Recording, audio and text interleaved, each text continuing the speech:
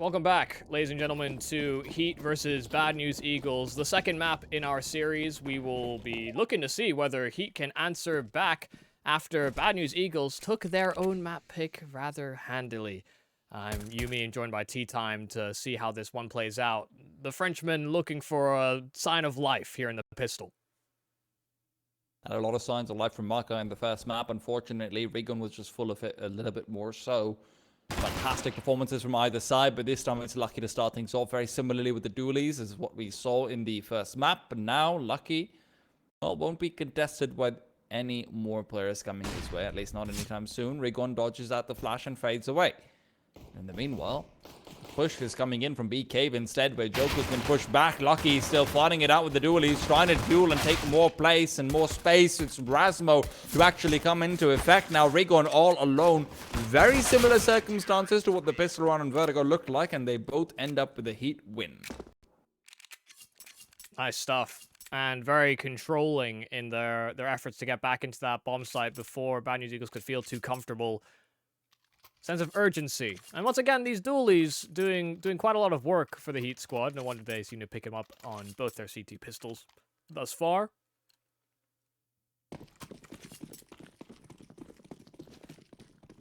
Investing in Tex and the Deeg are the B&E squad. And they'll take aggressive big control. Nate does a whole lot. And Maka's dualies keep finding damage. I mean, they were so weak by the time they got to Ecstasy, so surprised he doesn't get more, but he got dinked up and finally finished off by Juan Flatru, and with that deep smoke into A, Maka's suppressing fire won't actually deter them from actually having the space to plant. Even Lucky being found out and taken down. God, man, Maka's probably regretting this purchase so heavily. Joko down, Maka left in a 1-on-3, as magical as he was before. I feel like he just doesn't have the one to do it with. What's that? Nothing. Absolutely nothing. Got his hands on the FAMAS and died just as quickly. The thing is, like, you might look at Maka's buy and go, why has he not invested into anything more significant? But he got his kill. He did a lot of damage in that round. It was the riflers that got demolished. You know, Ecstasies could have very easily teed up too with how weak those opponents were by the time they got to Donut. And Lucky getting sussed out with no real exchange. Yeah, the rifles just get overwhelmed, so the B&E force buy prevails. They end up with more CT weapons than the CTs themselves, and Synopsy gets that kill before the smoke blooms. Exorcist wanted to just throw that nade and dip. Couldn't get to the latter portion of that, and oh my god. They look away for 1 second, and Juan Flatru's shooting you in the side of the head. Mark, I'm going to ask you something that might sound a little bit silly. Can you see any of the weapons on any of the players? Yes, I can. Okay, then that's just me. Just checking. What, everybody's combating each other with mind bullets. Pretty much. Nice kill from Rasmu, and I'll get his hands on an AK as a result of that. Could see force buys on force buys to win this out, because so far so good here for Heat to counteract GXX on just the MP9, and he'll try and take control of Temple. Will be allowed to do so. Rasmo's bullets go askew, and no head armor means that MP9 is lethal.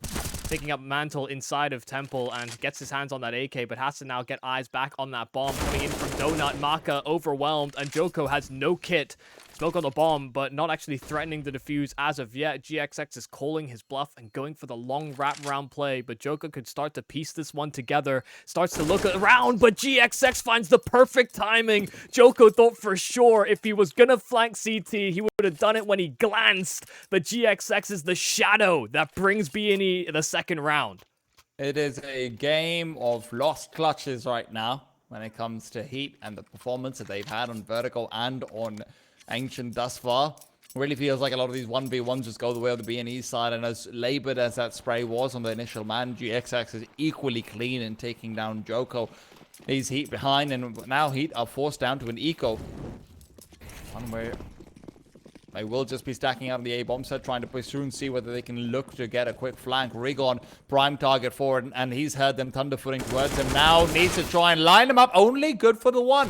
And this could potentially be an AK save forward. GXX is licking his lips as he hears the eco frags having over with the Mach 10 in his hands, but Unfortunately, one fracture will steal most of them away. Oh, couldn't get his hands on the AK either. It was close enough by that I thought he would be able to upgrade and at least give that over to a teammate, but nope, subjected to still SMGs galore. They've got enough money, yeah, so GXX will actually just upgrade himself. Synopsy won't make the same leap. No head armor on a number of these HEET players, and, well, no armor whatsoever on Maka. Glass Cannon is the AWP for HEET. Uh-oh.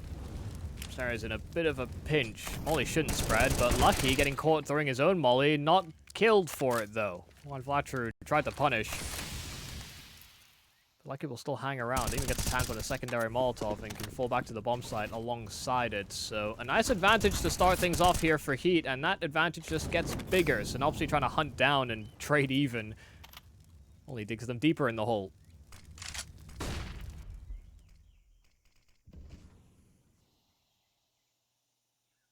Giving up a lot of mid-control to the B&E side, but comfortable in their numbers.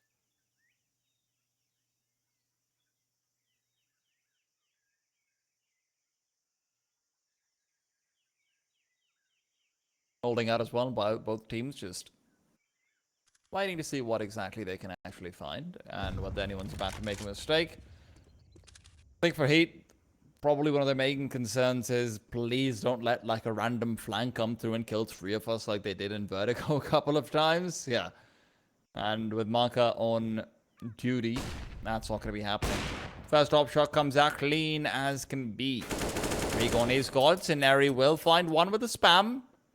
Expecting crossfire to be set up. Nice grenade. Lined up. Does move forward. But Maka's the one who actually takes the damage, not Joko, who's down and low. And with 18 seconds left on the clock, it feels like this is going to be a very unlikely round for them to take away. GXX does find another one, but Scenari isn't able to pair it together. So GXX will just fade back and try to save this AWP. Yeah, nice timing there for Maka to take the long peek as soon as his teammate died. Just immediately took the angle. If he was going to trade anyone, he was, I think, hoping for GXX. Found another man instead. But basically pushed B&E out of that round. A second on the board here for HEET, and came off of a little capitalization into Cave. Those 2 opening kills that they were able to find made all the difference. You can see how B&E were trying to cluster in and simply find extra kills on B, but not always going to be so easy. And this is also where we're going to have to start, I mean, even talk about, you know, of course they need this map to come back into this series, but they just need to get to a good opening start because it took them a while to even come online, I think, on a number of their players, say, bar Maka, or maybe even one round from Joko. No one else from HEET really showed up until much later into that game, and it was far too late. Lucky has given up a lot of room over at B, but does have Joko inside of Cave that will get sectioned off. Actually, Joko getting a couple of these kills. No, they didn't smoke off the Cave. Instead, just threw the smoke onto short, and that allowed just an easy sightline for HEET to get some kills right back. GXX finally dealing with the problem man, but Bomb can go down, not before. Ugh, no, it doesn't even go down. Synopsy full spammed, and Lucky continues onto GXX. I'm actually surprised that they die for going for that plan. Didn't think you could get a full 100 to 0 quite like that, but HEET knows something I don't. Bad News Eagles weren't ready for any sort of pressure like that. I mean, you look at how Bad News Eagles is taking contact all across the map. They have 3 people peeking almost at the same time in literally 3 different areas. You know, you've got Rigon Scenario +1. Might have actually been Synopsy, not 100% sure about that one.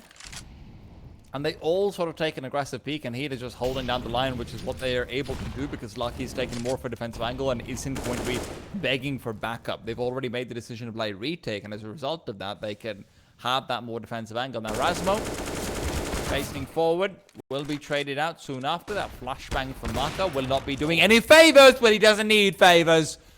Head on a swivel. And it feels like Izop knows something that no one else does on the server right now. Lucky turning the corner, goes ahead and picks up another one as well. Leaves Rigon all alone, a 1-on-4, and despite a performance and a half on Vertigo, this will not be it for him. It's strange to think that Maka almost dug his own grave with that AWP and the flashbang, but yeah, he just had to style on him real quick. I do think as well, with how Heat have been playing on the approach that we're seeing from Bad News Eagles to start this off, I have to wonder whether it's the pure confidence with how things went on Vertigo, the B&E side are kind of approaching it in the manner that they are. You know, we're seeing a lot of sort of fast plays over towards Cave and hoping that they can simply capitalize, but they're getting killed very early into these rounds, and round number 8 is no exception. This time the Molotov and the spray from Exorcist will be what connects, and nice little flash play to allow Lucky to take the fight, but Rigon's now not blind, so doesn't want to give him another chance at it. They've got a mount advantage, so they can try and leverage this best they can. And Heat haven't been fighting so hard for mid control. Very often it's left over to B&E. It's just these tight angles that are being held off angle from Rasmo, but Rigon's ready. Could start to spot a weakness over to that A site. Rasmo's been someone that is going to be under a bit of scrutiny. Will certainly be put under the pressures of taking that next jump up. I'm surprised Joko's going for the peak before the smokes actually bloomed there. If his death was guaranteed, it would have made things a lot more difficult, but as the scale onto the bomb site will not be interrupted by any spam, Joko's been left to contend with Rigon. A duel he will not come out on top of. Even a secondary peak being set up from Rigon, and he's got it. He's got it out. GXX there to trade his eventual death as well, and that will be all she wrote. Maka, unable to get involved, will have to save.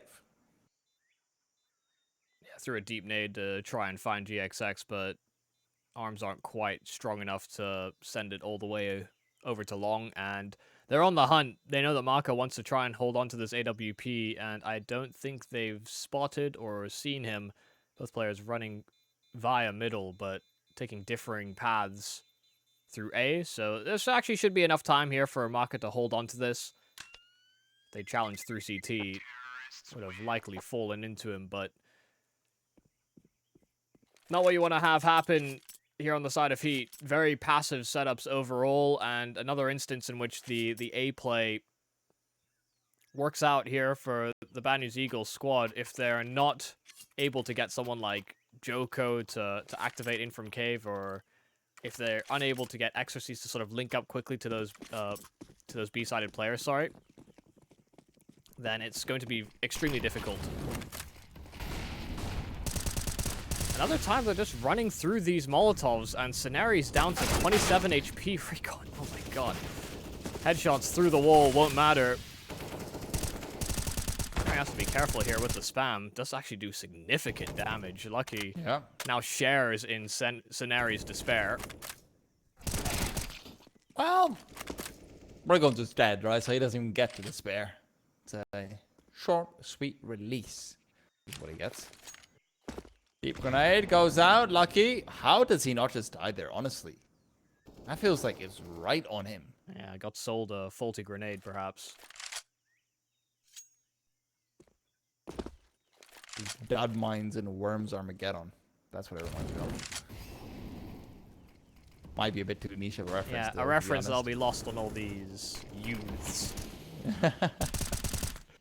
Well, the B bomb site will still be populated and taken up by the time Marco actually comes over. That grenade's got to do more. Come on, Lucky. He's really picking up 4-leaf clovers from the ground all over the place. 38 seconds now as Joko will once again try and spray them down, but no one really sticking around long enough to give them a fair duel. Maka will be nowhere nearby, but Joko with a spam through the smoke doesn't need a fair duel, apparently. He's back to a 3-on-4, and Bad News Eagles are unsure about where to retreat back to. Marcus' slow push back in will not be expected at all, and Scenari's death has found one flat through not too far off from actually meeting his own. And with GXX the only player left alive, it feels like this defuse is inevitable. Does get spotted out, Marca re-peeking back over, and that means that they can just go for the defuse and even tag him up through the flimsy cardboard. That is the cubby wall.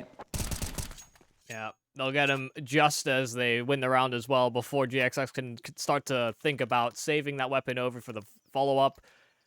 I mean, great stuff there from Heat. I mean, you saw just how... It's strange because, in a way, Heat look more comfortable on Ancient than they did on Vertigo. You know, just the composure that they're showing on the CT side, the way that they're sort of counteracting some of the smokes. you know, having the spam dead onto sight like that, you know, there are reference points that you can use to help you line that spray up.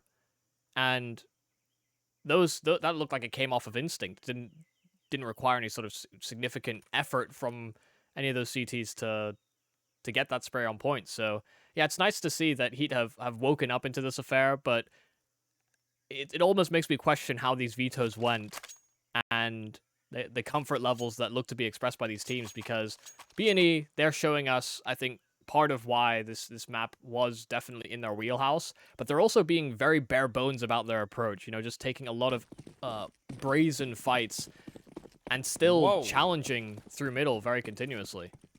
Sorry, that's a very late buy coming in from the team, actually. Right after the round finishes, about 2.5, 3 seconds into it. Feels like a lot of discussions gone into this one, but yeah, you're right. As far as Heat is concerned, the only caveat I can maybe add is, hey, maybe it just took them a while to warm up in Vertigo, right? They did lose a whole lot of rounds in a row initially. Maybe they're better on Vertigo than we give them credit for. It's just, you know, takes a while to be like, yo, please, guys, chill out. We'll be fine. Also, with the changes that this map has undergone recently, you know, I'm talking a lot about how mid control has been giving up very frequently to the T side. It's because it makes it harder for the CTs to contest it. Double setup into Donut, and Smoke had to be deployed for Exorcist to stay alive. Molly landed right on his feet, and will take the chance to dive into another Smoke to escape. They do section themselves into Red Room, and Marcus here with the AWP. Oh, careful, Choco doing it. Meanwhile, it just picked them all up to spray. God of Choco. He just got aces all day. Tenari, the only one to stand between Choco and that ace, and well, Lucky was just taken away from him. 6-4. What a round coming up from Joko. Sets Heat up perfectly for a 7th. Yeah, as soon as Maka shot that AWP off CT, they thought for sure he'd be the only one watching for this, but that's where Joko springs into action. So ready and rearing to go. I mean, the spray transfer was perfect. Quick shout out as well, because I know you don't have the chat. I do. GXX just typed out an old chat being like, HB Joko, question mark. Yeah, how do you live through 4 of us? Yo, was our spacing that bad or are you that good? Sometimes it takes a little bit of both. That was a nice spray. Joko, full confidence now. Just yeah, peeking deep ramp, and they've got Deegs, and Lucky's found out the hard way. Rigon will fall right into Joko's sharp aim once again, and this time it won't be 4, instead just 1. AK retrieved, or can be as well, over to long, but they're unsure about how quick these rotates are. Exorcist keeping them trapped inside of cave, but they're doubled up. Who's trapping you is the question. Exorcist found out and taken down. One Fluctual will keep it back to a 2-on-2. His scenario will fall. Maka given time to switch out for the AK, and as he starts to try and take the initial duel, Synopsis is the one he'll have to contend with first. It feels like elbow given up, and Maka decides it's all he needs. One Fluctual. However, never one to be discounted. He has been overshadowed somewhat ever since Rigon's come into the play, but let's not forget this guy was the OG. Back in the secret days and onwards, he is a stud. Yeah, I think one of the things that we really try to emphasize with B&E is all about their mechanics and their aim and just how conscious they are in these chaotic circumstances. You throw them in a vacuum where you're telling me you have 2 CTs coming in from spawn or coming in from cave. You know, those kinds of situations are exactly what makes B&E one of those teams that's exciting to watch. They're good at pulling the pieces together, and GXX will connect on another piece. Rigon, as well on his fight in the middle, will get traded eventually, but down a man are Heat. So 4-on-3, Bomb's making its way over to A, because that's where the weakness is, and Rasmo didn't have his gun pulled, so Synopsy gets another. Second now we've seen someone actually caught off in a position like that. Bad News Eagles are really managing to catch out these players, rotating back to A few times over in Temple. A lot more ground gained than perhaps Heat would be expecting. And B&E now, I mean, in a situation where it should have been a 7-4 leading into maybe even more, it is instead a 6-all equalizer aligned. And that is just going to be what comes off the back of losing out against an anti-half-life or anti-force buy, whatever you want to call it. 1 kill to escape, but Joko didn't actually pick up an AK. He thought for sure he would have been able to transition away. And Joko really wants an AK, so we'll just take it off of Synopsy instead. Oof. Molly not there quick enough. GXX already mantled and dismantles Joko. No problems here for B&E in our 6th round for them. But also, I think just very quick recognition of the fact that as soon as they punish somebody getting aggressive inside of A main, but Rasmo also being close by to mid to get that trade, he's typically been the secondary A player. So just quick thinking from B&E, understanding that if they're gonna double challenge like that, and we know where both of them are, then this is open territory for us.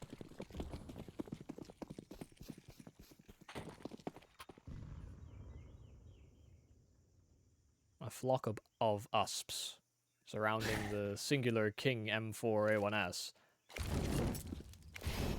Please continue on with the nature documentary. I want to see where this one goes. As you see, the gaggle begins to move in through the temple. A traditional ritual held only on this side of the IEM Brazil qualifiers. HEET is not their friend. HEET is in fact their enemy, in spite of the name. Well, I mean, it feels like they've got a few too many enemies. It is a call for extinction and for a different set of species to be brought in onto this, skewed version of Animal Planet. I don't know what we're running exactly, but it's something out there. It's something. Yeah, and this is the fear. You know, already one map down in the series, HEET are endangered, and endangered of losing this game. Bad News Eagles commanding stuff on Vertigo. I think it was fair to say they got sort of outclassed on almost an individual level, and it just looked like they were uncomfortable. Coming into Ancient, I think we've seen better signs, but B&E are able to chain these opening man advantages in these past few rounds. That can't be allowed to have happen. Joko will sit himself down mid-floor. Typically, we've seen Scenari just run across, but he's 1-9, and so I think he wants to take more conservative approaches. Give himself a fair shot at an actual duel. Feels like every time he's taken a fight, he's been like 40 HP or less.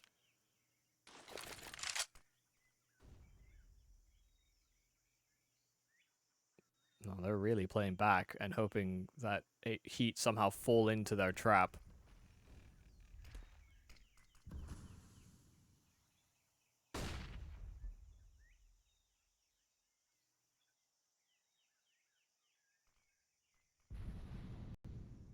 Gonna have to wait to see whether HEET have got something in cars. Passivity has been paying off for them so far when Marker's on the bomb site. This time will be no different as he repeaks back over.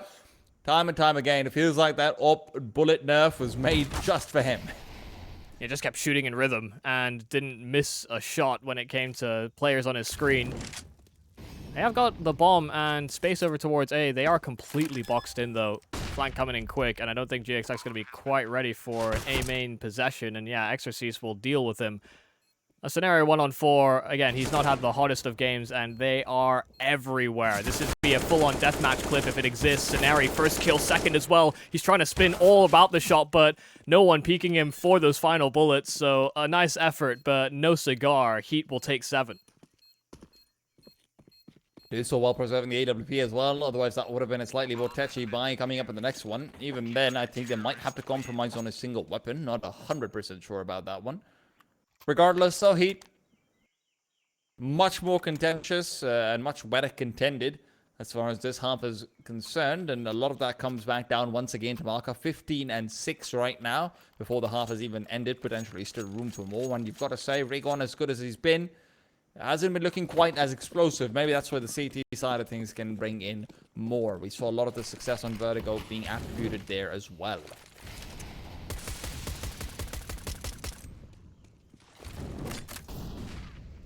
Also, a lot of the successes of HEET earlier on were these fights to cave. Like he's not been given as many of them as of late. Rigon's still up to his tricks in mid. And a lot of nades exchanged. Lucky's low, so is Rasmo. He's getting pressured over at the A-bomb site. Spam onto GXX is right on the money, but Rigon's finally dealt with. But Cenari's got the critical kill on A. This can pull rotations over for the CTs, and Luck is completely boxed in, so there is no safety on either side of the map. Finally, Joko trading things back, but they're unsure. Where's the real pressure coming in? Bombs making the wrap round to A, and Maka's trying to insert himself on some level of a flank. Information can be gathered and can certainly hear the steps inside of A main. They will be here so much faster than B&E anticipate. XSEs. He's wondering about whether or not to actually reveal his position. Will end up doing so. Almost picks up the bomb planter before it's even down. Synopsy instead will fall later on, and it's Maka peeks around the corner. He'll end it with 17. It's 8 secured and secured in style. Maka to close it all out on the flank. And with that, HEET will go through and find 8 as they take the advantage in the first half of the enemy's map pick. We'll be back with the second after a short break.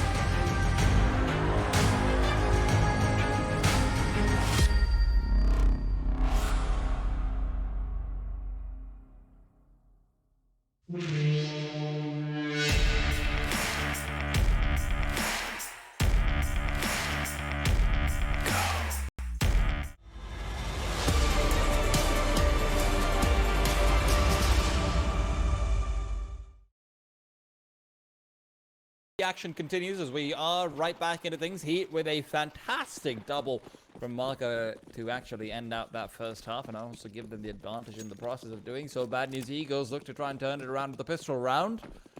Canary starting off with 2 flashes. Everyone else got Kevlar and weapons.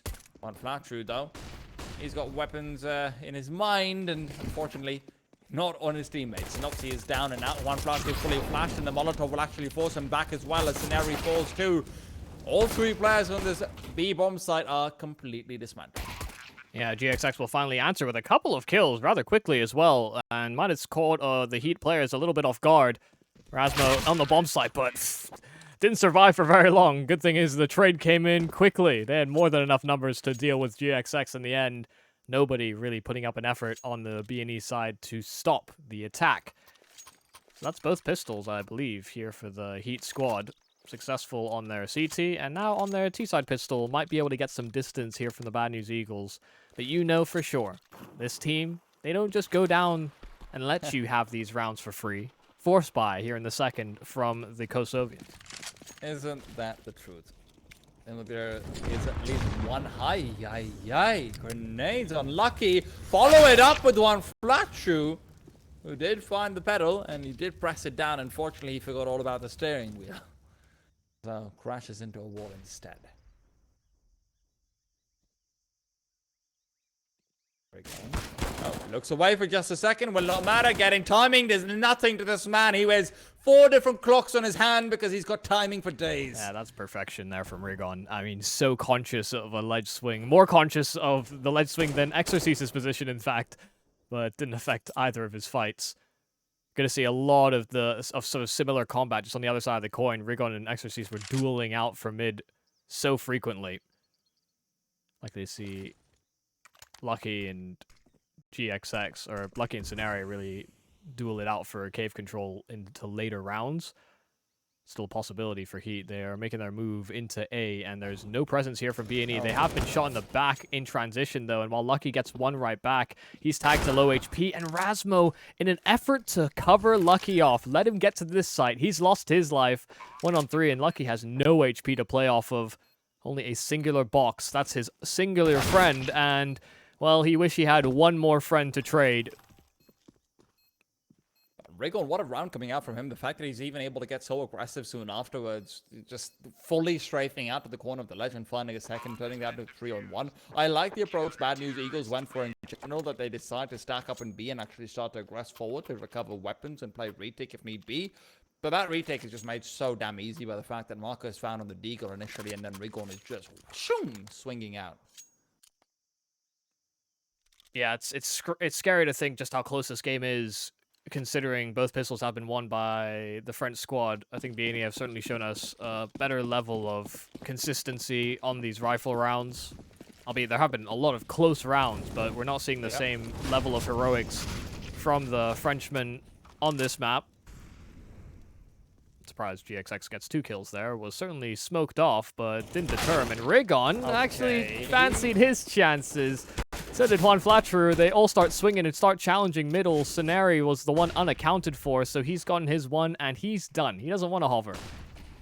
Like, I get it, live by the sword, die by the sword, but also at the same time, it is a 5-on-3, guys. You know? GXX has actually pushed all the way through into A main. These flashbangs will line him up nicely for what could just be a good flank to come through, but Lucky in the meanwhile spotted out. Lucky doesn't check A main at all, and now it's all about isolating down Rasmo. Feet giving up Synopsy. He's just teasing him a little bit with a bit of ankle going back Victorian era, but Rasmo, he's a man of the present and he doesn't have a future. Synopsy to take him down. 9-9. It's looking good here for the B&E side. And yeah, it almost gets a little bit hairy. Get 2 kills through a smoke and still decide to over-push it. But what's life without a little risk? And he was doing that alongside his ledge players showing some presence. So it wasn't as though it was completely out of left field. Just watching from his POV, didn't look like he stood a chance, and rightfully so. Down the pistols are Heat, and they'll invest in some utility to see if they can get themselves a bomb plant or even take some control away from the CTs in at middle.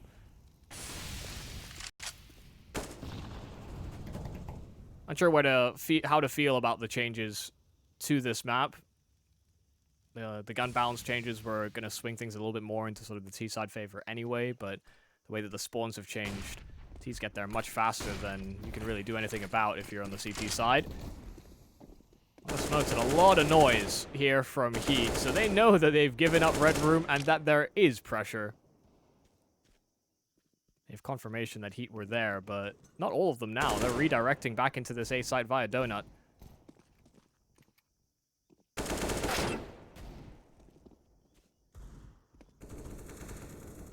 Oh, Synopsy actually managing to find two very quickly as well, just making sure that they're not losing out too many players to these anti-ecos is going to be very important. Money built up, padded up, good to go. At least that's what I think. Lucky doesn't come out and get himself a quick double tap, but only the one, and it will not be enough. Bad News Eagles take the lead. And with this, the question is, which one of the HEET players are we expecting to step up here, right? Because Joko, Lucky, and Maka have all been having quite a performance across the map so far, but feels like this D-side change of pace hasn't really done them any favors. Yeah, and we've had it in sort of peaks and dips. You know, we've had these a few rounds chained back to back where Maka's definitely had a larger sphere of influence. Same with Joko at times, and Lucky I think was probably the more consistent of them, and just in terms of how frequently he was getting kills in Cave on that CT side. Yeah, I mean, you'd have to hope that it is Exorcist given his impact earlier on in the qualifying route, but it's just not looking likely. I mean, you see how B&E are changing things up even now. They just get so aggressive through B, and Juan Flatter's allowed to get a secondary kill. Might need some instigation over on A and B simultaneously, and this was supposed to be just the default from HEET. It's completely disrupted.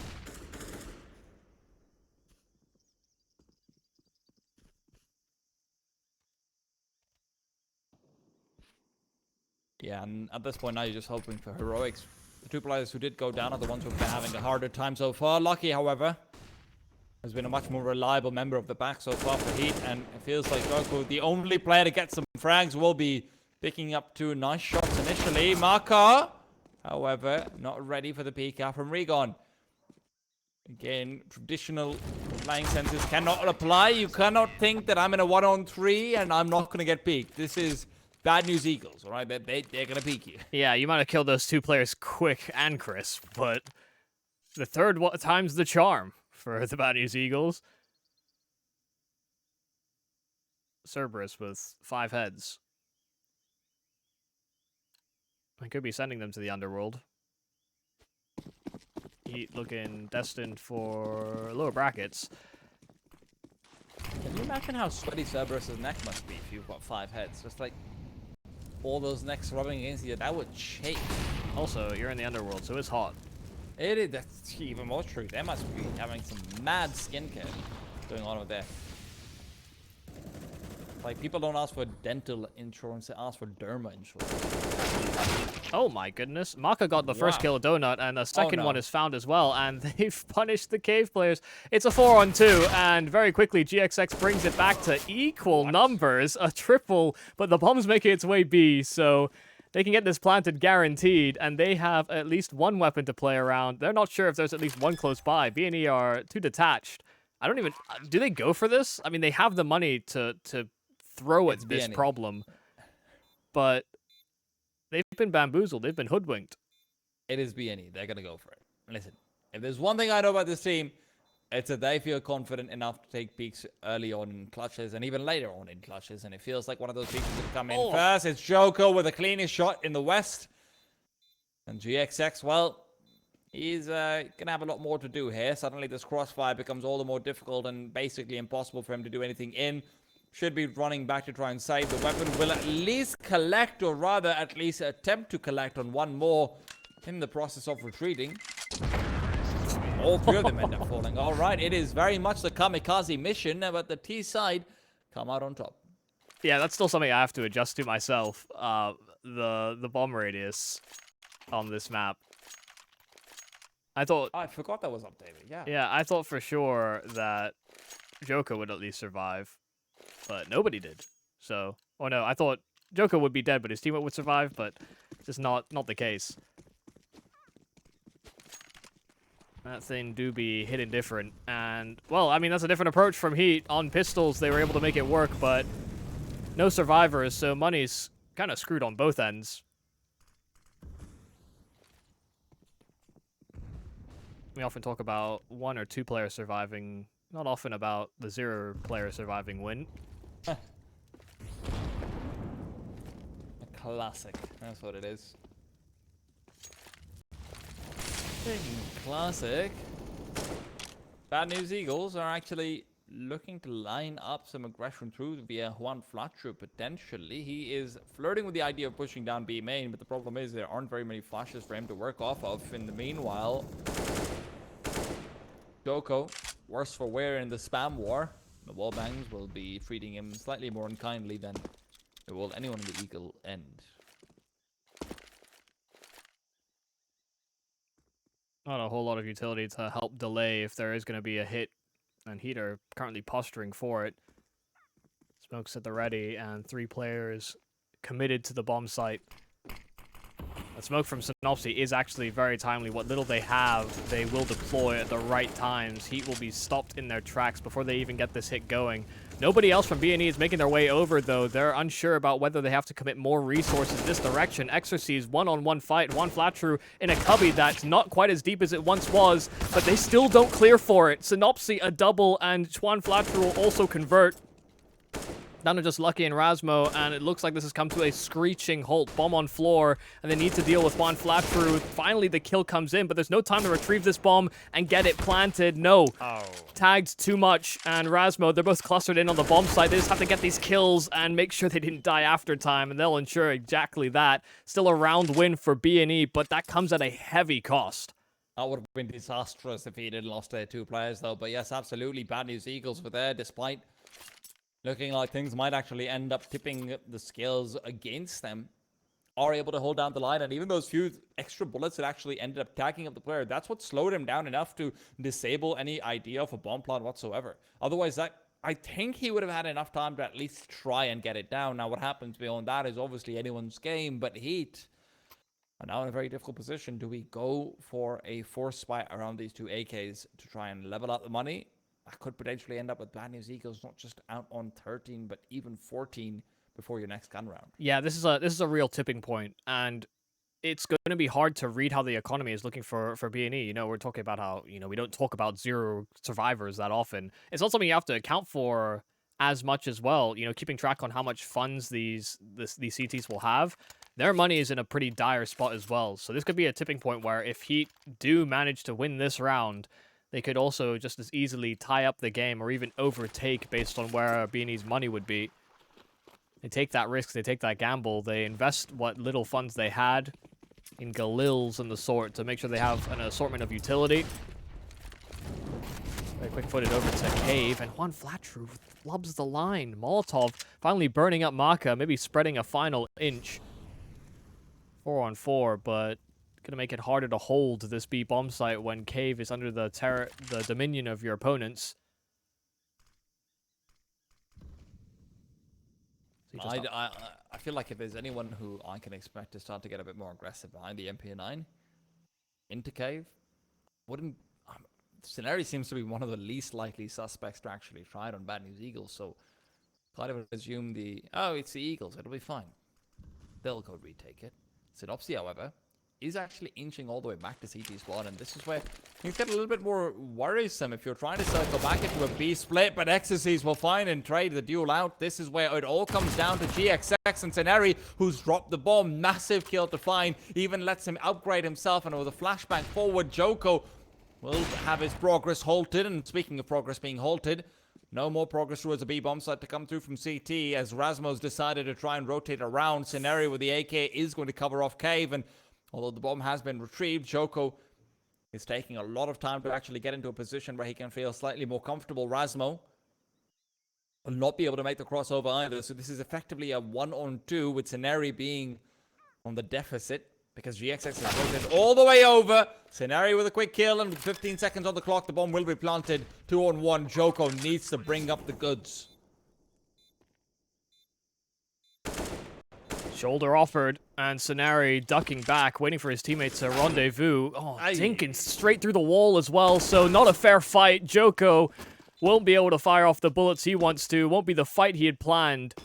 And they'll delay the defuse so GXX can go back and recover that AWP. A 13th round here for Bad News Eagles, and really solid work there from Scenario. He talked about how he might be the least likely suspect to push, but as soon as that utility sailed over his bomb site, he took a peek, he took a gander, and he gambled correctly. He chose a simple, isolated fight, got the upgrade, and immediately repositioned. He wanted to just distract those mid players, maybe pull a rotation so they could get a split going, but as soon as he got the kill on the bomb carrier, it just changed the entire tune of Heat. Ooh. It is now or never. That's the call from the Frenchmen. 3 Galils. Try and fight this one out, and it's very swiftly over towards the B bomb side. Exorcist has been caught out. Scenario and one Flatru will not let you pass and will not let you enter. That's for sure. Not a single kill and a last ditch attempt. Desperation as the dominoes fall on the Frenchmen behind them. Now you have to play for the tie, have to play for an overtime. It's just not ideal. Threw the smoke on top of the Molotov, but followed up by a nade. He got chunked before they even saw players properly. Within an inch of doing it, continuing in our upper bracket. Bad News Eagles.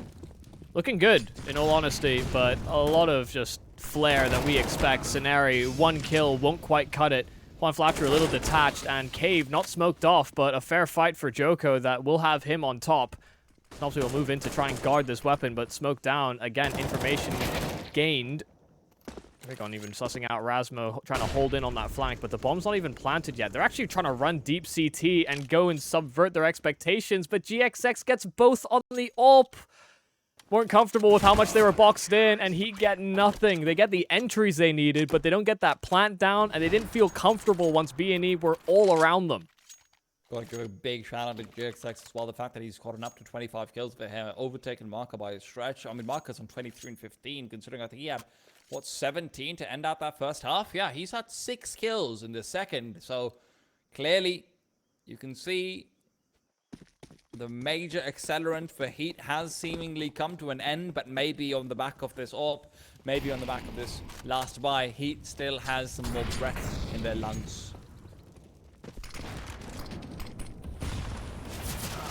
Oh, gosh.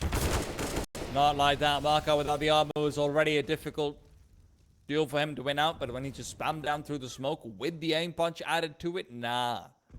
Just nah. Yeah, just a sad way to go. Didn't even get a chance, it felt like. Well, Joko, because he's low HP, will try his best with the AWP. Good patience here from the French. Heat able to get a couple of kills. Rigon and Synopsy aggressing right into waiting arms. Bombshot made its way over, but they're trying to apply some presence over to A. GXX first kill there. Rasmo will punish the wide repeak there from GXX. Well, he'll finish it off altogether. 2 kills there from Rasmo, and Heat are still in it. Still in it, just barely. Man, I have to say, it is kind of nuts that if you're playing against B&E, it feels like every team just understands. At some point, they just chill. Let them make a move. It's a 4-on-4. They're going to screw up. And that's exactly what happens here. How many rounds have we seen Bad News Eagles save off the back of some ridiculous, shenanigans coming out from a player or two? The 5-on-3 that they push into to become the 3-on-3. Yeah. The advantages they're giving a 4-on-4 now that turns into a 4-on-2. And even there, it felt like GXX was going to give them a chance. It's just too much. And one flat through. This time, he's not actually able to find anything, Molotov or not.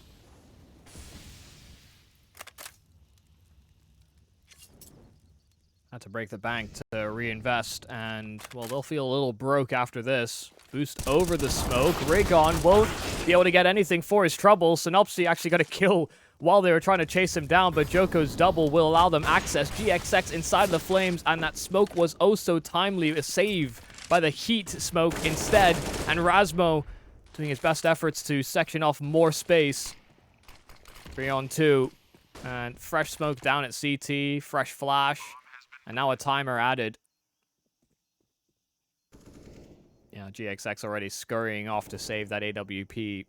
They've got many different swings at it. This doesn't feel like the round to win. I wouldn't hate it if Scenario just tried to save over here as well. Although as I say that, I am really just slightly hopeful, Michael, that the next round is going to be just a proper eco to come through. Maybe GXX can find a play to make it and whatnot, and just try and reset from there. Maybe even take a time out. I feel like that would go a long way. Yeah, gotta have some value at least. We got time to figure out what the solution is, but the fact that they don't really have money for this round have to be a different kind of plan. Rigon even just buys the A1S and gives it to a teammate. Says, give me the D.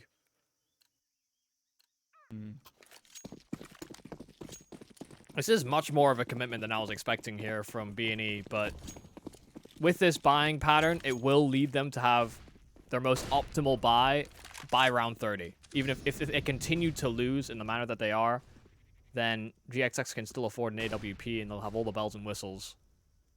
One Flatcher tagged up in the meanwhile. Feels like he might have just been standing inside of a smoke. And Lucky's turn around and pull out a flashbang. It's a dead man walking, but dead man's got hands. Lucky. I don't know how in the world he stays alive there, but will finally pay for his sins. That is ridiculous. It feels like when you peek Rigon in a straight 1-to-1 fight, he'll rip your head off just as quickly as you see him. Yeah. This time, it felt like Lucky was being stared at. But Rigon didn't shoot, waiting for him to stand still for just a moment. It never happened. And I mean, Bad News Eagles resetting their economy like this once again is just... It might actually end up being the exact same number of gun rounds. I'm not 100% sure about it, but regardless... No, actually, it's definitely one less. It's definitely one less. If you take it here, I feel like you get one more for sure. I think the key thing is that they might have had one more gun round, but they wouldn't have had as much utility for they get a full bells and all the trimmings kind of buy for round 30. With this particular line, they have no excuse on grenades, weaponry, and the like, even if they were to lose these weapons as well. So it's an interesting choice. Clearly confident that they can pull it off. I don't think I ever have to say that B&E are timid. Doesn't happen often, if ever. Isn't that the truth? 2 rifles way forward isn't too bad, though, in all fairness. I mean, in the next round, it still gives you a chance to actually come through and try and make a name for yourself just by having a hero moment. Scenario is also on 4100. Their loss bonus is not quite maxed out, so Scenario can maybe just drop a deagle over as well. Synopsy's got a deagle as well. You could have feasible kill power on 4 players at this stage, so there's still a chance, but a margin that is going ever to the deagle, thinner. as he usually does. So he dropped his pistol right at Synopsy, and Synopsy just stared at him with the deagle out. Give it to me. You know it's mine. Come on. It's just, Don't waste my time. It comes across a little entitled, doesn't it? You know. I'm just imagining he doesn't even ask for it. He just waits for someone to realize that it's pistol, and they're like, okay, yep. Mr. Rigon. Okay, Lord Gon. Okay, they're buying. I hate it. I'm confused, to be honest. So you want some trimmings out there? Yo, why is Rigon on 1450? If you're buying up in this situation, why is it? They are entirely gambling on the fact that they can save the 3 weapons right now. That's what they're going for. Yeah. And that's definitely something that a lot of teams have thought about and experimented with. But so many times, when the T-side economy is good, they will not feel bothered about hunting this late into the game. So saving 3 plays seems nearly impossible if you're losing. Might end up spelling their own doom to a certain degree. Juan Flatcher, very late peak, but also with that flash, able to get the isolated advantage. GXX sitting inside of the flames, and Lucky just continuously jiggle peeking. Scenario low, but finally they stabilize back to 3-on-3, but they have not won out on this battle. That investment, the heavy ones into this round, have done them no favors. Right.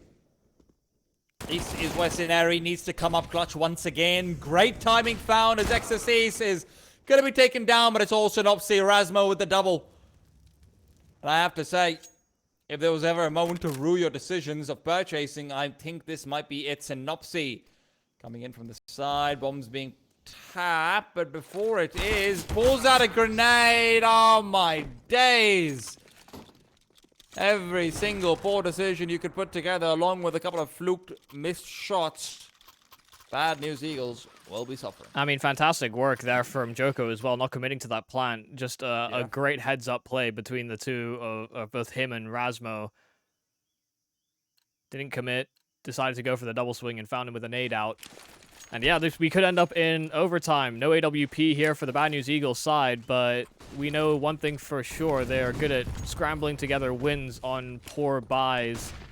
That's the historical truth, and we'll have to see whether that history repeats itself. HEET, very quick into A, and no real presence. GXX already gunned down in Synopsy section by the smoke. Lucky's shot straight through it. It doesn't matter. They're pulling out nades right in front of them, and HEET look destined to go to overtime. Lucky, another double, but Rigon's the last man standing. 1-on-3 now to bring us through to a second map win for B&E, or HEET overtime. Not the most convincing performance on Ancient so far, but Rigon. One last chance in regulation, a chance that evades him. Exorcist to shut him down, puts down the Eagles, stops their flight, and we've got to stop the time as we're off to a break before we can continue through with this riveting overtime.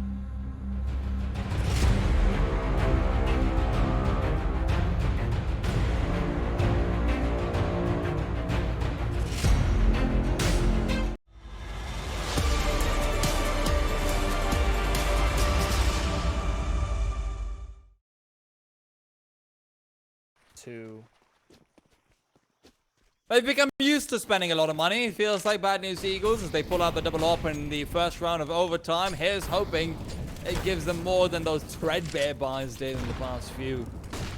Now on Flattery going back to Yi All Faithful as he wants to get aggressive. Lucky bailing out the jump while Blind will be forced to back off the ordinary way. Doesn't want an unfair advantage, doesn't want to get spammed. Gotta keep your wits about you. Set up for a double peek into cave. One Flatcher inside the little subsection. Hard to see if you're lucky. Not even on the jump peak. Oh, never mind. One Flatcher. Flame out, but he's flame on. First frag found, but Joko quick to trade in through that smoke. Does he realize there's a second player? And there he's not normally been playing in this angle, but Joko must have spotted out just the thought of a leg. I think just the fact that there was a second smoke, you know, those two smokes were both deployed by CTs, so very suspicious of the corner. Scenario just happened to be in his crossfire. Oh. This is a massive gap. That's what they're hoping the double op will be useful for. Rigon, he's faded away. He's faded away because of the deep CT smoke. He's missed out on the timing. XSEs has moved past, but it will be the adjustment from Rigon there regardless, and will bring it right back over. Synopsy, in the meanwhile, getting aggressive, straight back down under towards the ledges, and this play is marvelous. It is marvelous! Joko found out, eliminated, but the flank will be... Oh, does he check that? Rigon just pulls out the deagle, turns around, and Maka... Oh my god. I don't get it. I mean, I thought for sure Rigon bit down. You know, he rotated, he went through the smoke, then he picked Red Room back up because he thought, well, actually, no, we haven't seen numbers, perhaps. And he doesn't get caught off by the low ground, doesn't get caught off by the flank. Both those Red Room players felt like they should have had the upper hand on the fight, but Rigon's just too damn quick.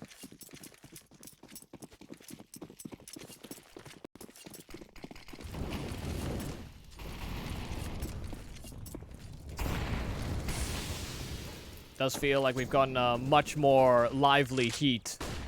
Yeah. Coming into this game, Banyu's Eagles are still showing us what we came to expect after that Vertigo performance. Like, this is HEET being lively despite the fact that Marco's at 6 kills in 16 rounds now. Hey, if he's not going to do it, Joko, Lucky will. As they have been. A real chance to have closed this in regulation, so B&E will have to really pull their socks up. Surely have a deep discussion about how they ended up in this circumstance and what adjustments to have made during that overtime break.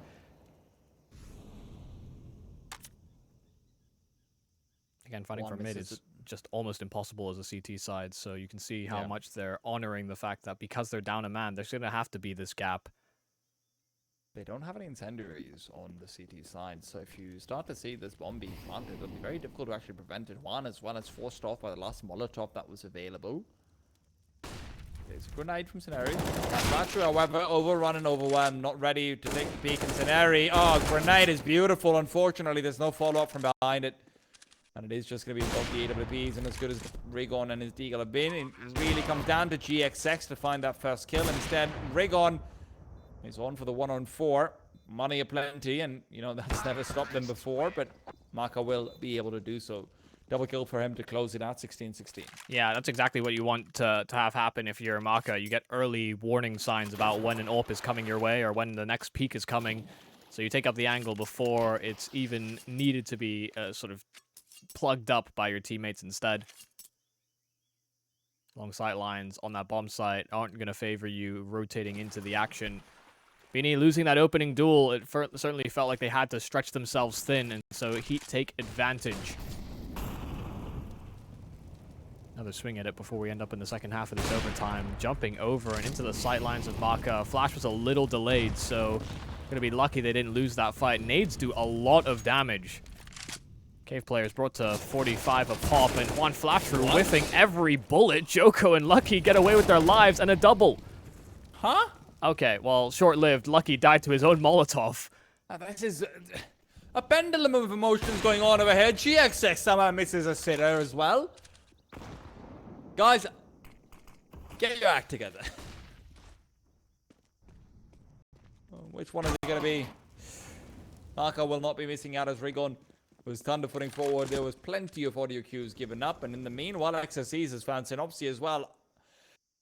Can Bad News Eagles just chill, right? In the 3-on-3s at times, it feels like that's all you can really ask them to do, but Seems like it's the hardest task for them of all. If there was going to be a chance back into this round, that was it right there, and it's been missed. GXX getting another instead onto Exorcist. That's the A player, at least the one last seen, and this is a small exploitation. Flashed Maka off, and GXX is closing in on that gap. Smoke as well onto Maka's AWP. Can cross. There's a massive gap. Maka thinks he's gone all the way through, so GXX gets a freebie. So one-on-one here with the newbie of HEET. Rasmo inside the side and sitting around the other side of the cave. GXX may think he's taken a more passive approach, a super open plant, and GXX has no idea. So this will be a second round for HEET on their T side. Now we transition to a CT side that HEET did well on. How does that become a one-on-one, right? Like, there are so many how the hell does that happen questions in my mind in that previous. I mean, the fact that Lucky and Joke were able to get the first 2 kills and then they get traded out like that. There's no one watching out for mid, so Rigon's able to get the flank, and then Lucky's so scared. He's like, whoo, Rigon's behind me. I gotta run for cover, and he runs into his own Molotov. Yeah, he had 3 Right, HP, I think, before the flames touched him, so... Yeah, so he's just gone. And soon after that, Rigon, I mean, he's back to a 3-on-3. Rigon's like, well, I better get me some info. Run it down right back to B main, and he dies to Maka. Second kill comes forward as well. Synopsis starts to push forward in desperation, and then GXX brings it back to 1-on-1. Yeah, I mean, just a strange round through and through, I think it's fair to say.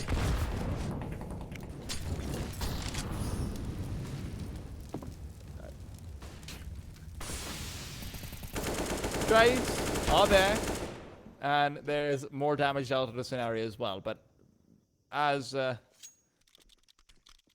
I've maybe come to expect, nothing will be decided until it is decided.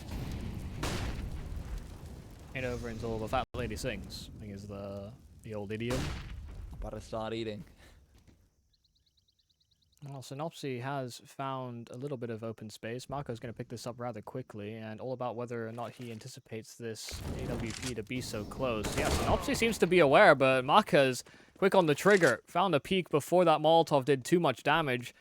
30 HP remains on him, but now under pressure will be Rasmo. Another one that came under a little bit of scrutiny, missed out on some chances, but really pulled it together on that T side. Rasmo doubled. They weren't looking the right direction, and GXX cannot trade. A smoke, a fresh one at that, blooms at his feet, and Rasmo could just wait for rotates. Well, could have waited, but around that smoke, he will die. Still 1-on-3 and this is a hard position. The smoke won't last forever.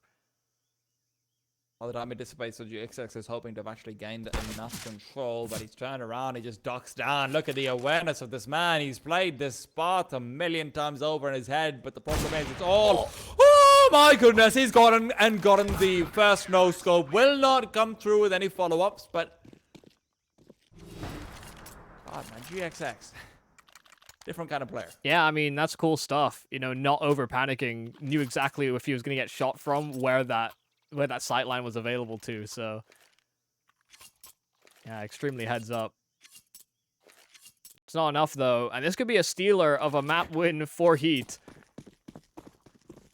So for sure B&E we're gonna close this out 2-0, but some interesting buying decisions in regulation. HEET sat through it thick and thin.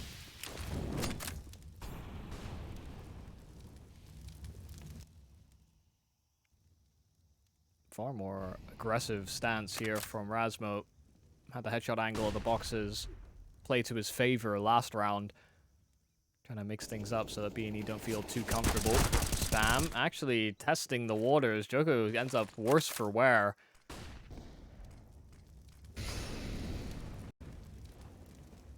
Taking over cave. Not expecting Han Flatcher to take that space so quick, and Lucky will smoke it off after he loses his teammate. Maka's ult is primed on the A bomb site and ready to take this fight on Rigon, who is working a lurk.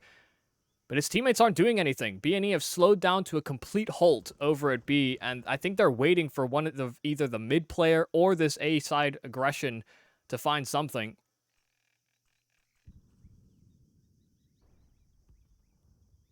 Oh, Rigon's gonna make a move. You know he is. Oh, he's a move away. He's retreating. The plot thickens, but he's gone right back. He's gone right back, and he gets lagged. Okay. Okay. All right. That's more like it. Yeah. It's what you thought would happen, just a little later. Yeah. But Duke us out. Synopsy in the meanwhile. But Maka low. But Maka just pulls out the 5-7. And he fights his way out of there. Lucky.